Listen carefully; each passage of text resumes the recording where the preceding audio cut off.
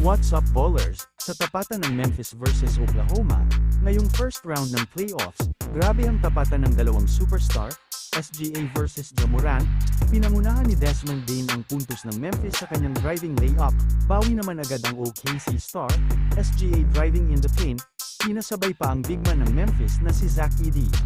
Bawi naman agad ang Memphis sa step back 3 ni Ja Morant, naiwan ang bantay sa step back na ito. Ganda sana ng behind the back pass ni Morant kay Zach Edey. Ngunit block ang inabot ni Zach Edey kay Chet Holmgren mga ballers. Natulala si Ja Morant sa kanyang muling pagpasok sa second quarter ng laro. Matapos umabot sa 20 ang kalamangan ng Memphis, sunod-sunod na puntos ang pinakawalan ng OKC sa second quarter, takeover si Jalen Williams at hype na hype ito matapos ang kanyang transition dunk. Grabe ang OKC mga ballers, no mercy ang number 1 team sa West. Natawa na lang si Ja Morant sa ginawa ng OKC, natapos ang laro sa score na 80-131, nakapagtala ng 50 kalamangan ng home team. Ikaw ballers, anong masasabi mo sa laban na to?